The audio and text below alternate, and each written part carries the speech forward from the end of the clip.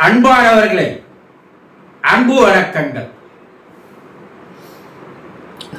நீங்க ஒரு சிலரை பார்க்கிறீர்கள். அவங்கள பார்த்த உடனே அவங்கள பார்த்து கொண்டே இருக்கலாமா என்ற எண்ணம் ஏற்படுகிறது.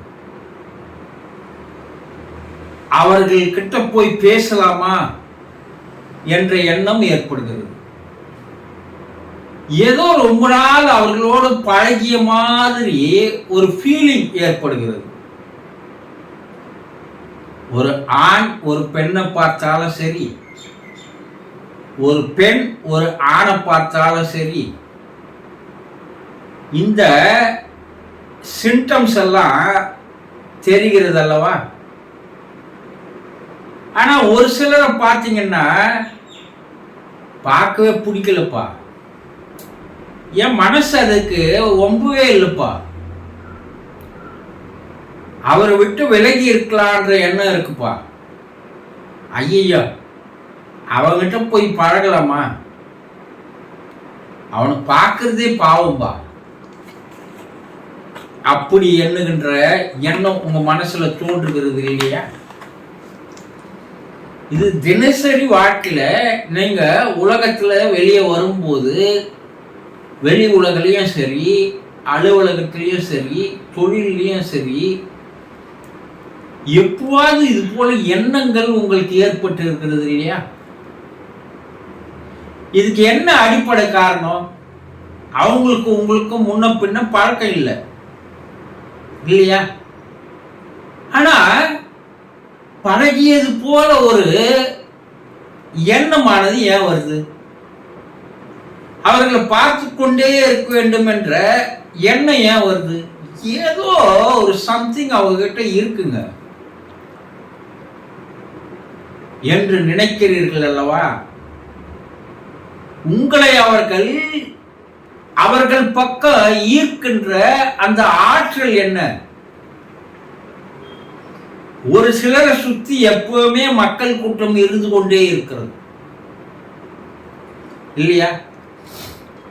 இந்த அவதாரங்கள் எல்லாம் பார்த்தீங்கன்னா, அது ரமண மகரிஷி, ராகவேந்திரர், ராமகிருஷ்ண பரமஹம்சர், விவேகானந்தர், சீரடி சாய்பாபா, புட்டபர்த்தி சாய்பாபா, அன்னை மீரா, அரவிந்தர், இப்படி எண்ணற்ற பேரை சொல்லலாங்க இல்லையா? ஏன் அவர்களை மட்டும் மக்கள் சூழ்ந்து இருக்கிறார்கள்? அவங்க பக்கம் மட்டும் மக்கள் ஏன் ஈர்க்கப்படுகிறார்கள்? ஏன் அவங்களை தேடி ஓடுறீங்க என்று உங்களுக்கு எப்பவாவது ஏன் நம்ம அங்க போகணும்? ஏன் நம்ம அவரை பார்க்கணும்? ஏன் நம்ம மனம் அவர் பக்கம் ஓடுது? நினைச்சு பார்த்துக்கிறீங்களா? இதற்கு பின்னால் உளவியல் ரீதியாக, மனவியல் ரீதியாக, அறிவியல் ரீதியாக, ஆன்மீக அறிவியல் ரீதியாக பல காரணங்கள் இருக்கிறது. காரணம் இல்லாத எதுவும் நடக்கல. நீங்க யாராவது ஒருவர் சொன்னால் அடங்கி போறீங்க. அவன் யார் சொன்னாலும் கேட்க மாட்டாங்க, ஆனா அவர் சொன்னா கேட்பான். சொல்றாங்கல்ல, அது ஏன் அவர் சொன்னா மட்டும் கேட்கிறான்? அவருடைய வார்த்தைக்கு என்ன மந்திர சக்தி இருக்கா? இல்ல அவனை ஹிப்னாட்டிசம் பண்ணி இருக்காரா? இது எப்பனா நீங்க யோசனை பண்ணி பார்த்துக்கிறீங்களா? கிடையாது. ஏதோ ஓடுறீங்க. ஏங்க அவர்கிட்ட போய் மட்டும் பழகுறீங்க? அது என்னன்னு எனக்கு தெரியலங்க. என்னுடைய உள்ளுணர்வு அவரோட பழக்க சொல்கிறது, அவரோட பேச சொல்கிறது. என் மனக்குறைகள் எல்லாம் அவர்கிட்ட கொட்டினா எனக்கு மனம் லேசாக இருக்கு, ஒரு அமைதி கிடைக்குதுங்க. வேற யாருக்கிட்டையும் போய் என்னுடைய கஷ்டத்தை சொல்ல முடியல. சொல்றாங்களா இல்லையா? இவற்றுக்கெல்லாம் பின்னாடி ஒரு விஷயம் இருக்கு. அதை முதல்ல தெரிஞ்சுக்குங்க. என்ன விஷயம்? அவர்களை சுற்றி ஒரு ஆறாவட்டமானது அதிகமாக இருக்கிறது. இந்த ஆறாவட்டம் அவர்களுக்கு அதிகமா இருக்கின்ற காரணத்தினாலதான் அவர்கள் மற்றவர்களை தன் பக்கம் ஈர்க்கின்ற அந்த ஆற்றல் அவர்களுக்கு வந்து சேர்கிறது. அவங்க பார்த்தாவே போதும், நமக்கு ஏதோ நம்ம மனசுல சில மாற்றங்கள் ஏற்படுகிறது. அவர்கள் பேசினா போதும், நம்ம மனசுல சில நல்ல முடிவுகளை எடுக்க தோணுது. அவர்கள் தொட்டா போதும், உடம்புல ஏதோ ஒரு கரண்ட் பாஸ் ஆன மாதிரி ஒரு எண்ணம் ஏற்படுகிறது. இப்படி சொல்றீங்கல்ல, அப்ப அவர்களிடம் அந்த மேக்னெட்டிக் பவர், காந்த சக்தியானது அதிகமாக இருக்கிறது. அப்போ உங்ககிட்ட இல்ல, உங்ககிட்ட குறைவா இருக்கிற காரணத்தினாலதான் நீங்க என்ன பண்றீங்க, காந்தத்தோடு இரும்பு போய் ஒட்டிக்கிற மாதிரி நீங்க அவர்களை தேடி போய் ஒட்டிக்கிறீங்க. இது சாதாரண மனுஷனா இருந்தாலும் சரி, ஏதோ ஒண்ணு அவங்க கிட்ட நம்மை விட அளவுக்கு அதிகமாக இருக்கிறது. இது உண்மைதானே? இதை ஒத்துக்கிறீங்களா? சரி, இந்த அவதாரங்களுக்கு மட்டும் எப்படி இந்த ஒரு மாபெரும் சக்தி வந்தது? இந்த அவதாரங்கள் பின்னாடி எல்லாம் தலைக்கு பின்னாடி ஒரு ஒளி வட்டம் போடுவாங்க. அது புத்தரா இருந்தாலும் சரி, மகாவீரரா இருந்தாலும் சரி, குருநானக்கா இருந்தாலும் சரி, நபிகள் நாயகமா இருந்தாலும் சரி, எல்லா அவதாரங்கள், ஏன் கடவுள் அவதாரங்கள் பின்னாடி ஒரு ஒளிவட்டம் போட்டிருப்பான். கடவுள் உருவங்கள் வரைந்ததுதான். அப்படி வரையும் போது அந்த ஓவியன் யாரோ சொல்லிதான் வரைஞ்சிருப்பான். அப்ப அவன் பின்னாடி அந்த ஒளிவட்டத்தை போடு என்று சொல்லி இருப்பார்கள், போட்டிருப்பான். அது எப்படி அவங்க தலைக்கு பின்னாடி மட்டும் ஒளிவட்டம் வருது?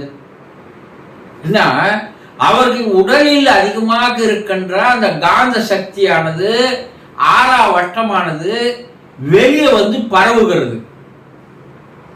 அதை இன்றைய விஞ்ஞானம், ஆமா அது உண்மைதான், 100% உண்மைங்க. அதுக்கென்று சில கேமராக்கள் இருக்குது. கிரியன் கேமரா என்று ஒன்று இருக்கு, கிப்மரான் கேமரா என்று ஒன்று இருக்கு. அந்த கேமராவில் நம்ம அவர்களை படம் பிடித்தால் அவர்களுடைய ஆறாவட்டமானது எந்த அளவுக்கு விரிவடைந்து இருக்கிறது என்பதை அது காட்டுகிறது என்று நிரூபித்து காட்டியிருக்கிறார்கள். இது உண்மை. இப்ப இந்த அவதாரங்களுக்கும் சித்தர்களுக்கும் யோகிகளுக்கும் ரிஷிகளுக்கும் மட்டும் இந்த ஆறாவட்டங்கள் அதிகமானது காரணம் என்னன்னா ரெண்டு தான். என்ன, அவர்கள் இயற்கையோடு இணைந்து வாழ்ந்தார்கள். ஏன் எல்லா முனிவரும் காட்டை நோக்கி போறான்? ஏன் மலையை நோக்கி போறான்? ஏன் மலை மேல போய் உட்காந்து தியானம் பண்றான்? ஏன் வனவாசத்தை மேற்கொள்றான்? ஆனா மனிதர்கள் இல்லாத இடம் அவர்கள் தேடுகிறார்கள். ஏன்னா இந்த இயற்கை மரங்கள் இருக்கு பாருங்க, நம்ம மரத்தை மரமா தான் பார்க்கிறோம், அது ஒரு உயிரினமா நம்ம பார்க்கறதே இல்லை. ஆனா அந்த மரம் ஒரு உயிரினம். அந்த மரத்தில் இருந்து வருகின்ற அந்த மேக்னெட்டிக் பவரானது, ஆறாவானது ஒரு 20 அடி 30 அடி தூரத்திற்கு அது என்ன பண்ணுதுங்க, வெளியிடுகிறது. அது எங்கிருந்து வந்து, அது பிரபஞ்சத்திலிருந்து அந்த சக்தியை தனக்குள் ஈர்த்து அது என்ன பண்ணுதுன்னா அந்த மரத்தை சுத்தி அந்த ஆறாவட்டமானது பரவுகிறது.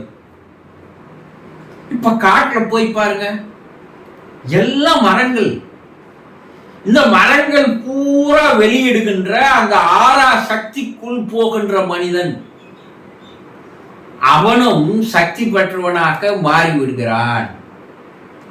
இதனால்தான் சித்தர்கள், யோகிகள், முனிவர்கள் எல்லாம் இயற்கையோடு இணைந்து வாழ்ந்தார்கள். இது ஒரு காரணம். நம்ம நகர வாழ்க்கையில வாழும்போது நம்மை சுத்தி அந்த ஆறாசக்தி வருகிறதானா? வரல. ஏன்னா மரங்களே இல்லை, எல்லாத்தையும் அழிச்சிட்டோம். வீட்டுக்கு ஒரு மரம்னா வளப்பா சொன்னா அதையும் கேட்கறது இல்லை. சில மரங்களுக்கு அந்த சக்தி மிக அதிகம். அது அரச மரம், ஆலமரம், வேப்ப மரம், இதற்கெல்லாம் மிக அதிகமான சக்தி உண்டு. அந்த ஆறாவட்டத்தை வெளியே அதிகமா அது என்ன பண்ணுதுன்னா பீச்சி அடிக்கிறது. இந்த யோகி முனிவர்கள் அந்த வனாந்தரத்துல போய் உட்கார்ந்து செய்ய சொல்லும் போது பிரபஞ்சமானது அந்த மரங்கள் பிரபஞ்சத்திலிருந்து ஈர்க்கின்ற அந்த காந்த சக்தியை தனக்குள் ஈர்த்து கொண்டு தானும் வளர்ந்து தன்னை சுற்றி இருக்கின்ற உயிரினமும் வளரணுன்ற ஒரு நல்ல எண்ணத்தோடு அந்த சக்தியை வெளியிடுகிறது. இது ஒரு காரணம். நம்ம ரெண்டாவது காரணம், அவர்கள் என்ன செய்தார்கள்னா அந்த சக்தியை தனக்குள்ள வாங்கி சேர்த்துக்கணும் இல்லையா? அதற்கு என்ன காரணம்னா மனம் எப்போது வெற்று பாத்திரமாக மாறுகிறதோ, காலி பாத்திரமா ஆகணும், எண்ணங்கள் அற்ற ஒரு மனநிலைக்கு வரணும். இந்த எண்ணங்கள் மனசுல அதிகமாக அதிகமாக அதிகமாக தோன்ற தோன்ற தோன்ற அது வெளியே வந்து அந்த எண்ணமும் உடம்பை சுற்றி ஒரு அதிர்வலையை ஏற்படுத்துகிறது. இப்ப இந்த அதிர்வலைகள் வெளியே வருகின்ற காரணத்தினால் இயற்கையில் வருகின்ற மரங்கள், வனாந்தரத்தில் இருக்கின்ற இயற்கை தாவரங்கள் வெளியிடுகின்ற அந்த ஆறா சக்தியானது மனிதனுக்குள் வந்து சேராமல் போய்விடுகிறது. ஏன்னா இவன் எண்ண அலைகள் அது வெளியே தள்ளுது, கிட்ட வராது நீ போ. அப்ப இதையெல்லாம் ஆராய்ச்சி செய்து பார்த்த சித்தர்கள் மனதை அமைதியான நிலைக்கு கொண்டு வருவதற்கான வழிமுறைகளை தேடினாங்க. அதை தியானம்னு சொன்னாங்க. எல்லா முனிவரும் தவத்தில் அமர்ந்து காட்டுல, வனாந்திரத்துல, வனத்துல தவம் செய்வார்கள் கேள்விப்பட்டிருக்கீங்கல்ல. ஏன்னா அவன் அங்க போய் தவம் செய்யறான்னா இந்த ரகசியங்கள் அதுதான். ஒன்று, அவன் மனதை காலியாக மாற்றிக்கொள்கிறான். எண்ணங்களே வராத போது அந்த மனம் என்ன ஆகுது? காலி பாத்திரமாக மாறுகிறது, வெத்து பாத்திரம். அப்ப இந்த இயற்கை வனாந்திரத்தில் இருக்கின்ற அந்த இயற்கை தாவர இனங்கள் வெளியிடுகின்ற அந்த ஆறா சக்தியானது அவனுக்குள் வந்து நிரம்ப ஆரம்பிக்கிறது. பிரபஞ்சத்திலிருந்து நேரடியாக அவன் ஈர்க்கிறான். மரங்கள், உயிரினங்கள் இருக்கிற மாதிரி அவனும் ஈர்க்கிறான். ஒன்று இயற்கைகள் தருகிறது, ஒன்று அவனே ஈர்த்து கொள்கின்ற ஆற்றல் பெறுகிறான். அப்ப இவை ரெண்டும் உள்ள போ சொல்லும் போது என்ன ஆகுதுன்னா அவனுடைய உடலில் ஆறா சக்தியானது அதிகமாக ஆகி அது ரிஃப்ளெக்டா என்ன பண்ணுது? வெளியே வீசுகிறது. இப்ப அவன் உடம்பு காந்தமா மாறிடுது. அவன் நகர வாழ்க்கைக்கு வரும்போது மனிதர்களை பார்க்கும்போது அவன் ஒரு பெரிய மேக்னெட்டிக் சக்தியோட அவத்துறான். இப்ப நம்ம எல்லாம் என்ன ஒரு இரும்பாக்குறோம், நம்ம கிட்ட அந்த சக்தி என்பது இல்லை. இருக்கிற சக்தியை நம்ம என்ன பண்ணிடுகிறோம்? தினந்தோறும் அதை வீணாக்கி கொண்டு உடலையும் மனதையும் பலவீனமா வச்சுருக்கிறோம். அப்ப அவர்களை பார்க்கும்போது நம் மனதிற்குள் ஏதோ ஒரு சலனமானது, ஒரு அதிர்வானது ஏற்படுகிறது. இப்ப அவங்க கிட்ட போய் பேசலாமா? அவர்கள் பார்வை உன் மீது படும்போது அந்த ஆறா சக்தியானது கண்கள் மூலமாக உன்னை வந்து தாக்குகிறது. இதுதான் தீர்க்க தரிசன பார்வைன்னு சொல்லுவாங்க யோகிகள். ஒரு காந்த பார்வை, ஒரு ஆக்கர்ஷண பார்வை. அப்ப அவர்கிட்ட போய் பேசலாமா? ஏதோ மனம் எனக்கு ஒரு மாதிரி ஈர்க்குதுங்க, மனம் என்னவோ பண்ணுது என்ன என்று அவரை நாடி தேடி ஓடுகிறீர்கள். உங்க குறைகளை சொல்றீங்க, அதை அவர் அமைதியாக கேட்டுக்கொண்டு அவர் சில வழிமுறைகளை கூறுகிறார். அது உங்க மனசுல வந்து ஆழமாக பதிகிறது. இதுக்கு முன்ன யார் சொன்னாலும் கேட்கல, இப்ப அவர் சொன்னா கேட்குறீங்க. ஏன்னா அவருடைய வார்த்தைகளுக்கு ஒரு மந்திர சக்தி ஏற்படுகிறது, ஒரு பவர். அப்ப நீங்களும் இயற்கையோடு இணைந்து வாழ்வதற்கு கொஞ்சம் பழகணும். ஓசே அவர்கள் வனாந்தரத்துல போவாராம், காட்டுல. ஒவ்வொரு மரத்தையும் கட்டி பிடித்து கொண்டு ஒரு 10 நிமிஷமானது அந்த மரத்தோட இருக அணைத்து கொண்டு மனிதனை கட்டி பிடித்து ஆனந்தம் காண்பது போல அவர் மரங்களை கட்டி பிடித்து கொண்டு ஒரு ஆனந்தம் சந்தோஷப்படுவாராம்.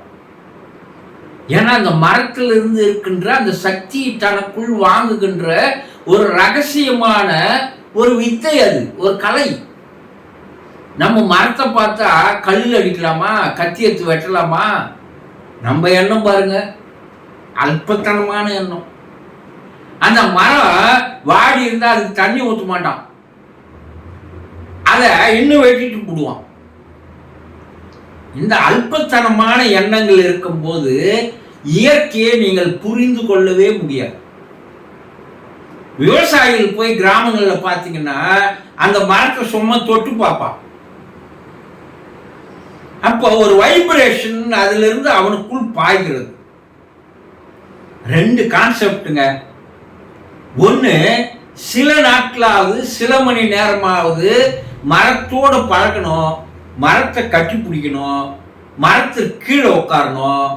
இதெல்லாம் உங்களுக்கு கற்றுக் கொடுத்தா புரியாதுன்றதுனால தான் அரச மரத்தை சுற்றி வா, ஆலமரத்தை சுற்றி வா, வேப்ப மரத்தை சுற்றி வா, என்ன ரகசியங்கள் எடுத்துன்னு வந்து சித்தர்கள் வச்சாங்கன்னு யோசனை பண்ணி பாருங்க. ஆக உங்களுடைய ஆறாவட்டம் அதிகமாகணும்னா இந்த வழிமுறைகளை பின்பற்றினாலே வாழ்க்கையில பல உண்மைகள் உங்களுக்கு தெரிஞ்சிடுங்க. அதுக்கப்புறம் உங்களுக்கு மனம் குழப்பத்தில் இருக்காது, கவலையில் இருக்காது, வேதனையில் இருக்காது. பல விஷயங்களை தெளிவாக தீர்மானிக்கின்ற ஒரு முடிவு உங்ககிட்ட இருக்கும். எந்த பிரச்சனைக்கும் தீர்வு உங்ககிட்டயே இருக்கும். இது ஒரு எளிமையான வழி, இது புரிந்து கொள்ளுங்கள்.